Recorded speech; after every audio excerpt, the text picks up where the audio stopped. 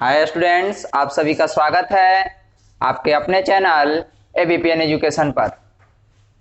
आज हम लोग इस वीडियो में रीजनिंग का एक छोटा सा चैप्टर है, डिक्शनरी शब्दकोश। रीजनिंग में डिक्शनरी से रिलेटेड किस किस प्रकार के प्रश्न आते हैं आज हम लोग इस वीडियो में देखेंगे। तो डिक्शनरी से रिलेटेड रीजनिंग में दो तरह से प्रश्न आते हैं।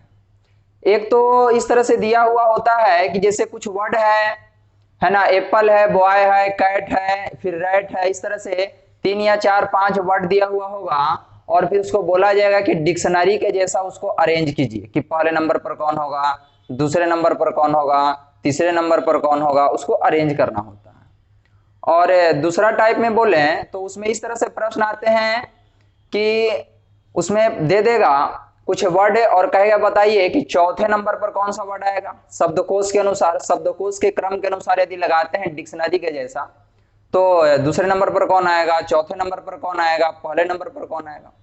तो इस तरह से प्रश्न आते हैं। तो आइए हम लोग देखते हैं। सबसे पहले डिक्शनरी को समझते हैं कि डिक्शनरी में जो वर्ड मीनिंग दिया हुआ होता है, जैसे देखिए दिया हुआ है एप्पल, APPLE। इसे मान लीजिए हम लोग को डिक्शनरी में एप्पल को खोजना है कि एप्पल जो है, इस एप्पल का हिंदी क्या होता है, हम लोग को डिक्शनरी में खोजना है। तो डिक्शनरी में हम लोग कैसे खोजेंगे? तो सबसे पहले हम इसका पहला लेटर क्या है, पहला लेटर है ए। तो डिक्शनरी में सबसे पहले देखना होगा कि पहला लेटर ए जो है वो कहां से शुरू हुआ है। जब हम लोग को ए मिल जाएगा तो फिर चलेंगे इसके दूसरे लेटर के पास। तो दूसरा लेटर इसका क्या है, पी है। तो इसमें डिक्शनरी में क्या होता है कि पहले लेटर के बाद जब दूसरा लेटर शुरू होगा तो वो भी ए से ही शुरू होगा, ABCD इस तरह से करते करते पी आएगा। फिर यदि तीसरे लेटर को खोजते हैं पी को, तो फिर वह ए से शुरू हो जाएगा, ABCDEF करते करते फिर पी तक आएगा। फिर यदि पी के बाद एल को खोजना है तो फिर जो है उसी तरह से हम लोग पी के बाद ABCDEF करते करते एल के पास जाएंगे। तो इस तरह से वर्ड मीनिंग को हम लोग डिक्शनरी में खोजते हैं। तो हम लोग को जो है उस वर्ड मीनिंग का हिंदी पता चल पाता है। तो देखिए, जैसे एक छोटा सा उदाहरण के लिए लेते हैं, अरेंज करके बताते हैं आपको। देखिए लिखा हुआ है मैथ, उसके बाद लिखा हुआ है नोज, और उसके बाद लिखा हुआ है एप्पल, और उसके बाद लिखा हुआ है यह APP और LE, और उसके बाद लिखा हुआ है हेयर, HAI और R। यह 4 वर्ड दिया हुआ है। इस 4 वर्ड में से हम लोग को अरेंज करना है कि पहले नंबर पर किस वर्ड को रखे, दूसरे नंबर पर किस वर्ड को रखे, तीसरे नंबर पर किस वर्ड को रखे। तो ये तो हम बहुत ही साधारण सा एक प्रश्न लिए आपको समझाने के लिए। फिर हम लोग धीरे धीरे आगे प्रश्न की तरफ बढ़ेंगे तो धीरे धीरे और हम लोग विस्तार से समझने की कोशिश करेंगे। तो देखिए सबसे पहले एक छोटा सा प्रश्न है, इसको देखिए। तो इसका पहला लेटर एम दिया हुआ है, जो कि अगर इसका प्लेस वैल्यू हम लिखते हैं तो एम का प्लेस वैल्यू कितना होता है, 13। एम जो है वो 13वें नंबर पर आता है। यदि एन का प्लेस वैल्यू देखे तो 14 होता है। यदि ए का देखे तो 1 होता है। और यदि एच का प्लेस वैल्यू देखे तो 8 होता है। हम पिछले ही वीडियो में बता चुके थे कि अल्फाबेट का जितना भी चैप्टर हम लोग को पढ़ना है, जैसे सीरीज पढ़ना है, कोडिंग डिकोडिंग पढ़ना है, डिक्शनरी है ना, वर्ड फॉर्मेशन है, जितना भी अल्फाबेट के चैप्टर हैं उस सबों में प्लेस वैल्यू और अपोजिट पेयर याद होना बहुत जरूरी है। इसके लिए पहले भी एक वीडियो बना दिया गया है, उसको आप देख करके और उसको याद कर सकते हैं। तो यहां से हम लोग देखिए कि इसका पहला लेटर एम था जो कि 13 नंबर पर आया, इसका पहला लेटर एन था जो कि 14 नंबर पर आया, इसका पहला लेटर ए था जो कि पहले नंबर पर आया, और इसका पहला लेटर एच था जो कि 8वें नंबर पर आया। तो आप ही बताइए, यहां पर 13 नंबर है, 14 नंबर है, पहला नंबर है और 8वां नंबर है। तो क्या डिक्शनरी में जब हम लोग मीनिंग को खोजेंगे तो कौन सा पहले आएगा? क्या ये 13 नंबर वाला पहले आएगा, या फिर 14 नंबर वाला पहले आएगा, या फिर 8 नंबर वाला पहले आएगा? तो यहां तो ये आएगा नहीं। तो सबसे पहले कौन सा आएगा? ये फर्स्ट नंबर। यानी कि हम लोग कह सकते हैं कि यदि डिक्शनरी में हम लोग इन सभी मीनिंग को खोजना शुरू करें, शुरू से हम लोग सर्च करना शुरू करें, तो सबसे पहले कौन सा वर्ड मीनिंग हम लोग को मिलेगा? तो वह मिलेगा एप्पल। ये तो बहुत साधारण सा प्रश्न था। आइए हम लोग नेक्स्ट क्वेश्चन को देखते हैं, और यदि अभी आप लोगों को समझ में नहीं आया है तो कोशिश करते हैं कि नेक्स्ट क्वेश्चन में जो आपकी समस्या है वो दूर हो जाए। तो देखिए नेक्स्ट प्रश्न है कि निम्न में से, यहां प्रश्न लिख देते हैं कि निम्न में से कौन सा शब्द, निम्न में से कौन सा शब्द अंग्रेजी शब्दकोश, अंग्रेजी शब्दकोश में पहले आता है, पहले आता है। कह रहा है कि निम्न में से कौन सा शब्द अंग्रेजी वर्णमाला, अंग्रेजी शब्दकोश में यानी डिक्शनरी में पहले आता है। देखिए इसके ऑप्शन नंबर ए में दिया हुआ है carrom, CARROM। Option number B में दिया हुआ है cramming, CRAMMING। Option number C में दिया हुआ है कैरियर, CARRIER। और ऑप्शन नंबर डी में दिया हुआ है कार्टून, CARTOO और उसके बाद है एन। तो देखिए इसको यहां पर कह रहा है कि इसको अंग्रेजी शब्दकोश में के क्रम में देखना है और बताना है कि पहले नंबर पर कौन आएगा। यदि पहला लेटर हम लोग लेके देखते हैं तो इसका सी है, इसका भी सी है, इसका भी सी है और इसका भी सी दिया हुआ है। यहां से तो कुछ नहीं कहा जा सकता है कि पहले कौन आएगा। चलिए सेकंड को देखते हैं। तो दूसरा लेटर जो है वहां भी यहाँ पे ए दिया हुआ है। यह ए जो है ए का प्लेस वैल्यू कितना होगा, ए का प्लेस वैल्यू 1 होगा। यहाँ पे दूसरे नंबर पर आर है, इसका प्लेस वैल्यू कितना होगा 18 होगा। यहाँ पर ए है, इसका प्लेस वैल्यू कितना होगा 1 होगा। यहाँ पर भी एक ए है तो इसका प्लेस वैल्यू कितना होगा 1 होगा। चलिए तो यहां से हम देखें कि दूसरे स्थान पर जो है इसका प्लेस वैल्यू 1 है, यहां पर भी 1 आया है, यहां पर भी 1 आया है, लेकिन यहां पर कितना आया है तो यहां पर आया है 18। और हमको कह रहा है कि पहले कौन आता है, यानी कि पहला वर्ड हम लोग को खोजना है। तो ये तो अब हट गया यहाँ से, ताकि तो दूसरे वर्ड को जैसे ही हम लोग देखें तो सबका 1 आ रहा है और इसका 18 आ रहा है, इसका मतलब ये तो होगा नहीं। अब ये 3 ऑप्शन बचा, अब 3 ऑप्शन में हम लोग को चूज करना है। तो इसका देखिए तीसरा लेटर जो है ये आर है, इसका प्लेस वैल्यू 18 होता है ना। इसका आर है, इसका भी 18 होता है, और इसका आर है तो इसका भी 18 होता है। तो यहां से भी हम लोग कुछ नहीं कर सकते हैं, आगे चलते हैं। तो फिर आर है तो इसका 18 ही होगा, और यहां से फिर आर है तो इसका भी 18 ही होगा, और यहां से आ गया कितना टी है जो कि कितने नंबर पर होगा 20वें नंबर पर होगा। तो देखिए इसका तीसरा लेटर 18 नंबर पर आया, इसका भी 18 नंबर पर आया, और इसका कितने नंबर पर आया 20 नंबर पर आया। तो 18 और 20 को देखा जाए तो पहले क्या आएगा 18 आएगा, 20 वाला तो होगा नहीं। तो इसको हम लोग यहां से खत्म कर देते हैं। 2 ऑप्शन हमारा कट गया, बी और डी, बच गया ए और सी बच गया। उसके बाद यदि हम लोग इसका देखते हैं 5वें वाले को, तो यहाँ ओ का प्लेस वैल्यू कितना होगा 15। यहाँ पर आई है तो आई का प्लेस वैल्यू कितना होगा 9 होगा, है ना। ये 5 वर्ड का है और ये 6 वर्ड का है। चलिए 3 और 4 7 वर्ड है और ये 6 वर्ड। चलिए तो इसका हमारा आ गया वो जो है 15वें नंबर पर है, और इसका अगर हम लोग देखें 5 बात तो कितने नंबर पर हो गया 9वें नंबर पर हो गया। तो आप ही बताइए पहले 9 आएगा या फिर पहले 15 आएगा। तो कहिएगा कि पहले 9 आएगा, तो पहले 9 आएगा तो हमारा आंसर क्या होगा कैरियर होगा। हमारा आंसर क्या होगा इस प्रश्न का कैरियर होगा। चलिए अब हम लोग नेक्स्ट क्वेश्चन को करते हैं।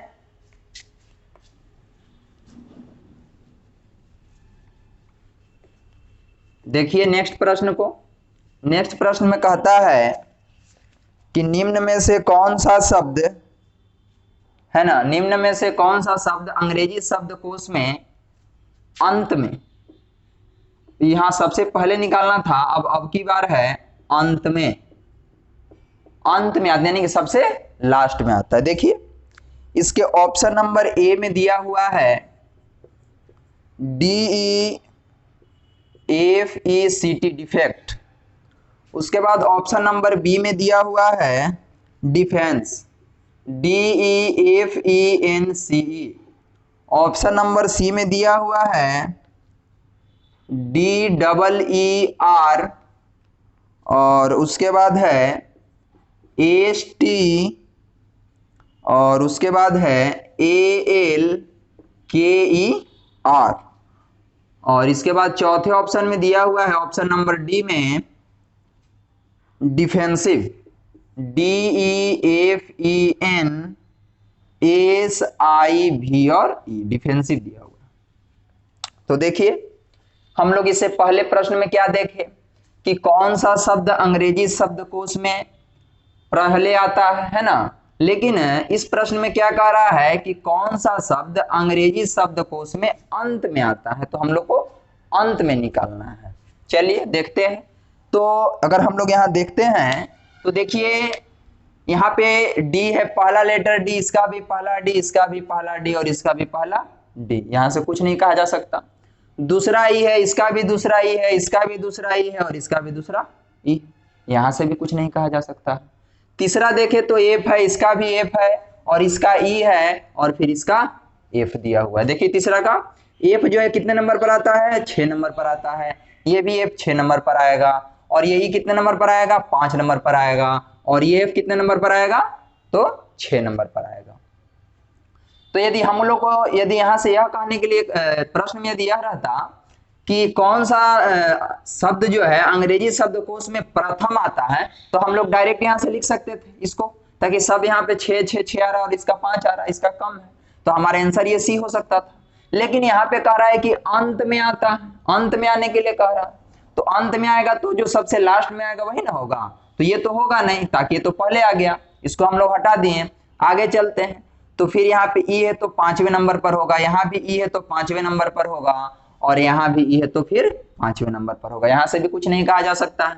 यदि इसके और आगे बढ़ते हैं तो सी आ गया तीसरे नंबर पर, फिर यहाँ से एन आ गया 14वें नंबर पर, और फिर यहाँ से एन आ गया 14वें नंबर पर। तो हम लोग देखे आगे क्या कि इसका 3 आया, इसका 14, और इसका भी 14। तो ये 3 जो है ये तो पहले आ जाएगा, अंत में तो आएगा नहीं, इसलिए इसको भी हम लोग यहाँ से हटा देते हैं। यहाँ पे बच गया बी, और यहाँ से ये हमारा हो गया डी। अब इस दोनों को देखते हैं, तो ये सी कितने नंबर पर है, तीसरे नंबर पर, और यहाँ से यदि एस को देखते हैं तो कितने नंबर पर होगा, 19वें नंबर पर होगा। तो बताइए लास्ट में क्या आएगा, 3 आएगा कि 19 आएगा, तो कहिएगा कि 19 आएगा। इसका मतलब हमारा आंसर क्या होगा, ऑप्शन नंबर डी।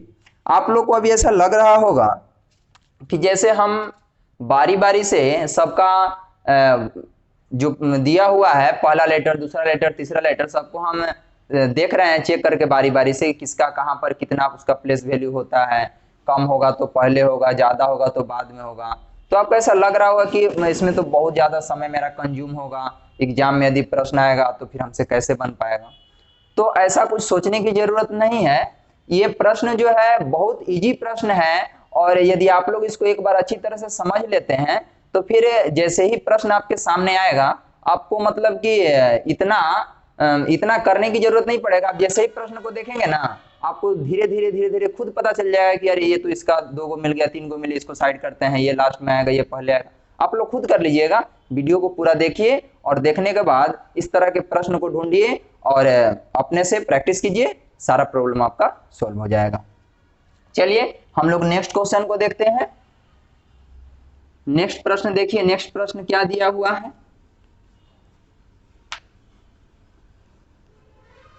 देखिए अगला प्रश्न कहता है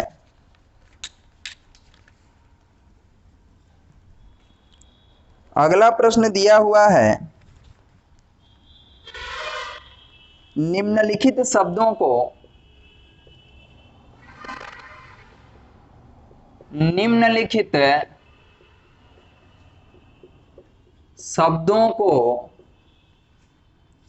शब्दकोश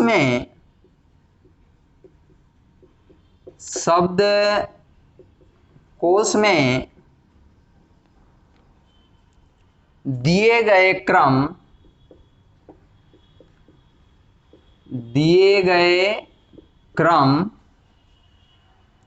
के अनुसार लिखें। दिए गए क्रम के अनुसार लिखें। देखिए, तो देखिए इसमें क्या क्या दिया है। तो यहाँ पर ऑप्शन यहाँ पर दिया है, ए में दिया है क्या कि इसको दिया है TARTOSI और E। ऑप्शन नंबर बी में देखिए क्या है, TORRID। ऑप्शन नंबर सी में क्या है, तो ऑप्शन नंबर सी में है TORSO। और ऑप्शन नंबर यदि डी में देखते हैं तो डी में दिया हुआ है TORQUE, ये दिया हुआ है। हम लोग को यहाँ पर शब्दकोश में, शब्दकोश के अनुसार जो है इसको क्रम में लगाना है कि पहले नंबर पर कौन होगा, दूसरे नंबर पर कौन होगा, तीसरे नंबर पर कौन होगा और चौथे नंबर पर कौन होगा। तो आइए देखते हैं।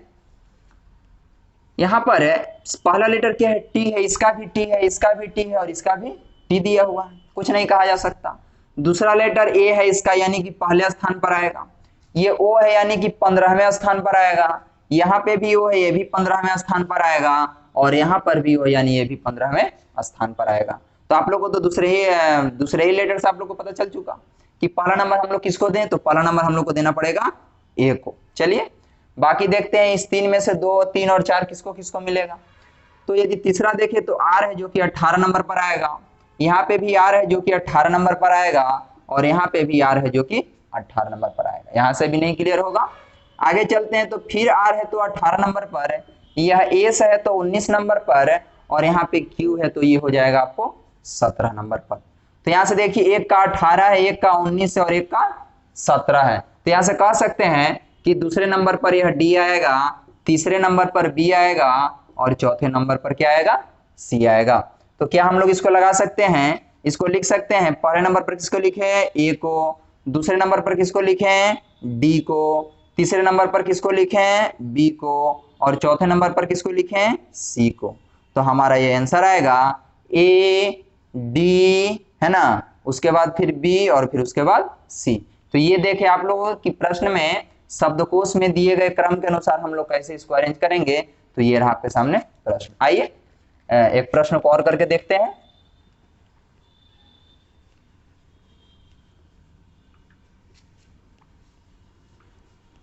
देखिए एक